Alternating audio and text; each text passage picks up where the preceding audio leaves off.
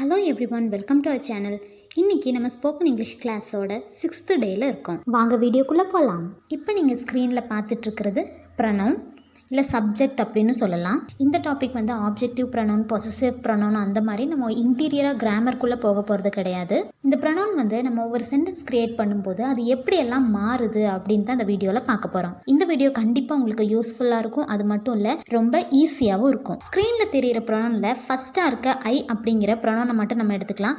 அது எப்படியெல்லாம் சேஞ்ச் ஆகுது அப்படின்னு பார்க்கலாம். ஐ அப்படிங்கிறத தமிழில் நான் அப்படின்னு சொல்லுவோம். ஐக்கு கீழே இருக்க வேர்ட் எல்லாமே நான், அதாவது எண்ணெய் சம்மந்தப்படுத்தினது, எண்ணெய், இந்த மாதிரி எண்ணெய் மட்டுமே சம்மந்தப்படுத்தின ஒரு வார்த்தையாகவே வரும். மீ எண்ணெய், மை என்னுடைய, மைன் என்னுடையது, மை செல்ஃப் நானே அல்லது என்னையே, பை மை செல்ஃப் நானாகவே.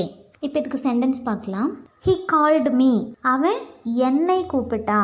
அப்போது எண்ணெய், அதுக்கு நம்ம மீ யூஸ் பண்ணியிருக்கோம் இந்த சென்டென்ஸில். ஹே தட்ஸ் மை கார், அது என்னுடைய காரு. இந்த சென்டென்ஸில் மை யூஸ் பண்ணியிருக்கோம், அதனால என்னுடைய அப்படிங்கிற மீனிங் வரும். அடுத்த சென்டென்ஸ், திஸ் இஸ் மைன், இது என்னுடையது. இதில் மைன் அப்படிங்கிற வேர்ட் யூஸ் பண்ணியிருக்கோம். இதுக்கு தமிழில் என்னுடையது அப்படிங்கிறது அர்த்தம். ஐ லவ் மை செல்ஃப், நானே என்னை நேசிக்கிறேன். இதில் நானே அப்படின்னு யூஸ் பண்ணியிருக்கோம் இல்லையா, அதனால மை செல்ஃப் யூஸ் பண்ணியிருக்கோம். பை மை செல்ஃபுக்கு ஒரு சென்டென்ஸ் பார்க்கலாம்.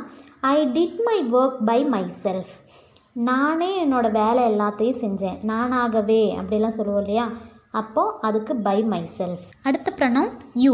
இது எப்படி சேஞ்ச் ஆகுதுன்னு பார்க்கலாம். யூ நீ அல்லது நீங்கள், அப்படி இல்லைன்னா உன்னை அப்படின்னு சொல்லலாம். இங்கிலீஷில் நீ அப்படிங்கிறதுக்கும் யூ தான், அதே மரியாதையாக நீங்கள் அப்படின்னு சொல்கிறதுக்கும் யூ தான். அடுத்து யுவர் உன்னுடைய, யுவர்ஸ் உன்னுடையது, யோர் செல்ஃப் நீயே அல்லது உன்னையே, பை யோர் செல்ஃப் நீயாகவே. யூ ஆர் மை கிஃப்ட், நீ தான் என்னோட கிஃப்ட் அப்படின்னு சொல்லுவோம். இதில் நீ அப்படின்னு சொல்கிற இடத்துல நம்ம யூ யூஸ் பண்ணியிருக்கோம். திஸ் இஸ் யோர் பென், இது உன்னுடைய பென்னு. இதில் உன்னுடைய அப்படிங்கிற இடத்துல நம்ம யுவர் அப்படிங்கிற வேர்டு யூஸ் பண்ணியிருக்கோம். அடுத்த sentence, hey this is yours, இது உன்னுடையது அப்படின்னு சொல்லுவோம் இல்லையா, உன்னுடையது அந்த இடத்துல நம்ம யுவர்ஸ் அப்படிங்கிற வேர்டு யூஸ் பண்ணியிருக்கோம். அடுத்த சென்டென்ஸ், பிலீவ் யோர் செல்ஃப், நீ உன்னையே நம்பு. அடுத்த ப்ரனவுன் ஹீ. ஹீ அப்படிங்கிறதுக்கு தமிழில் அவன். இது எப்படி சேஞ்ச் ஆகும்னா ஹிஸ் அவனுடைய, ஹிம் அவனை, himself அவனையே, by himself அவனாகவே. Next pronoun she. ஷீக்கு தமிழில் அவள். அவள் எப்படியெல்லாம் மாறும்னு பார்க்கலாம். her அவளை இல்லைன்னா அவளுடைய, hers அவளுடையது, herself அவளையே, by herself அவளாகவே. இதே மாதிரி பேலன்ஸ் இருக்க ப்ரனவுன்ஸ்க்கும் என்னென்ன வரும் அப்படின்னு நம்ம பார்த்துடலாம். அடுத்த ப்ரனவுன் இட். இட்டுக்கு தமிழில் அது. இது எப்படி சேஞ்ச் ஆகும்னா இட்ஸ். இட்ஸ்க்கு தமிழில் அதனுடைய, இட் செல்ஃப் அதுவே, பை இட் செல்ஃப் அதுவாகவே. அடுத்த ப்ரனவுன் வி. விக்கு தமிழில் நாங்கள். இது எப்படி சேஞ்ச் ஆகும்னா அவர் எங்களுடைய, ஹவர்ஸ் எங்களுடையது, ஹவர் செல்ஃப் நாங்களே அல்லது எங்களையே, பை ஹவர் செல்ஃப் நாங்களாகவே. அடுத்து தே ப்ரொனவுனுக்கு எப்படி சேஞ்ச் ஆகும்னு பார்க்கலாம். தேக்கு தமிழில் அவர்கள், தேயர் அவர்களுடைய, தேயர்ஸ் அவர்களுடையது, தெம்செல்ஃப்ஸ் அவர்களையே இல்லைன்னா அவர்களே, பை தெம்செல்ஃப் அவர்களாகவே. இவ்வளோ நேரம் ப்ரொனவுன்ஸ் எப்படி சேஞ்ச் ஆகும் அப்படின்னு பார்த்தோம்.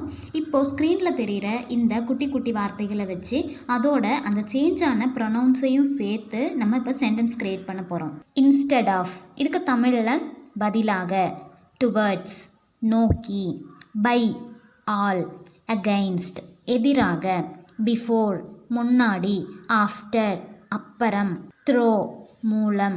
ரைட் சைடில் ப்ரொனவுன் இருக்கு இல்லையா, அதை இப்போ பார்க்கலாம். மீ என்னை, யூ உன்னை, ஹிம் அவனை, ஹர் அவளை, தெம் அவர்களை, ஹஸ் நம்மை இல்லைனா எங்களை அப்படின்னு சொல்லுவோம். இன்ஸ்டெட் ஆஃப் பதிலாக, இந்த வேர்டை மட்டும் வச்சு நம்ம இந்த எல்லா ப்ரொனவுனையும் யூஸ் பண்ணி இப்போ சென்டென்ஸ் க்ரியேட் பண்ணலாம். வாங்க. எனக்கு பதிலாக, instead of me. உனக்கு பதிலாக instead of you. அவனுக்கு பதிலாக instead of him. அவளுக்கு பதிலாக instead of her. அவர்களுக்கு பதிலாக instead of them. எங்களுக்கு பதிலாக instead of us. அடுத்த வேர்ட் வச்சு சென்டென்ஸ் கிரியேட் பண்ணலாம். நெக்ஸ்ட் வேர்ட் வந்து டுவர்ட்ஸ். டுவர்ட்ஸ்க்கு தமிழில் நோக்கி. என்னை நோக்கி டுவர்ட்ஸ் மீ. உன்னை நோக்கி டுவர்ட்ஸ் யூ.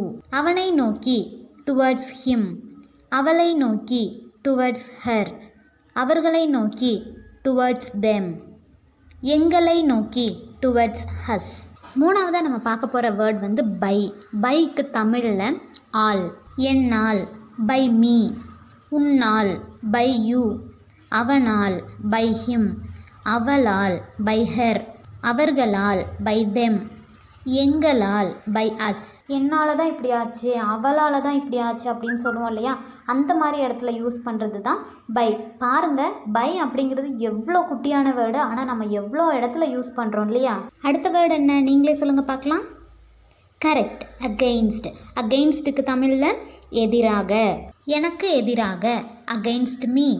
உனக்கு எதிராக அகெயின்ஸ்ட் யூ. அவனுக்கு எதிராக அகெயின்ஸ்ட் ஹிம். அவளுக்கு எதிராக அகெயின்ஸ்ட் ஹர்.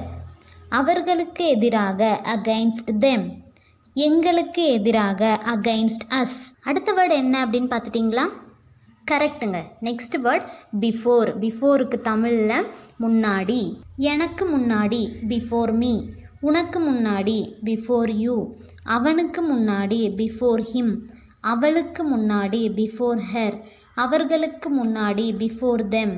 எங்களுக்கு முன்னாடி பிஃபோர் அஸ். டீ எங்கே இருக்குது அப்படின்லாம் கேட்கும்போது உனக்கு முன்னாடி தான் இருக்குது அப்படின்னு சொல்லுவாங்க இல்லையா. ரிமோட் எங்கே இருக்குது, அவனுக்கு முன்னாடி தான் இருக்குது அப்படிலாம் சொல்லுவாங்க. ஸோ இந்த மாதிரி இடத்துல எல்லாம் யூஸ் பண்ணுறது பிஃபோர். அடுத்த வேர்டு ஆஃப்டர். ஆஃப்டருக்கு தமிழில் அப்புறம். இதை வச்சு நம்ம சென்டென்ஸ் க்ரியேட் பண்ணலாம். எனக்கு அப்புறம் ஆஃப்டர் மீ. உனக்கு அப்புறம் ஆஃப்டர் யூ. அவனுக்கு அப்புறம் ஆஃப்டர் ஹிம். அவளுக்கு அப்புறம் ஆஃப்டர் ஹர். அவர்களுக்கு அப்புறம் ஆஃப்டர் தெம். எங்களுக்கு அப்புறம் ஆஃப்டர் அஸ். இன்றைக்கி நம்ம கடைசியாக பார்க்க போகிற வேர்ட் வந்து த்ரூ. த்ரூக்கு தமிழில் மூலம். ஹே, நீ எப்படி இங்கே வந்த அப்படின்லாம் கேட்கும்போது அவர் மூலமாக தான் நான் வந்தேன் அப்படின்னு சொல்லுவாங்க. அதேமாதிரி உனக்கு இந்த வேலை எப்படி கிடச்சிச்சு அப்படின்னு கேட்டால் அவன் மூலமாக தான் எனக்கு கிடச்சிச்சு இந்த மாதிரி சொல்லுவாங்களே, அந்த மாதிரி இடத்துல தான் நம்ம த்ரூ யூஸ் பண்ணுவோம். நீங்கள் இப்போ தான் நம்ம சேனலை ஃபர்ஸ்ட் டைமாக பார்க்குறீங்க அப்படின்னா மறக்காமல் சப்ஸ்கிரைப் பண்ணுங்கள். அப்படியே பக்கத்தில் இருக்க பெல் ஐக்கானை கிளிக் பண்ணுங்கள். இந்த வீடியோ உங்களுக்கு பிடிச்சிருந்துச்சின்னா அப்படியே அந்த லைக்கையும் தட்டி விட்டுருங்க. தேங்க்ஸ் ஃபார் வாட்சிங்.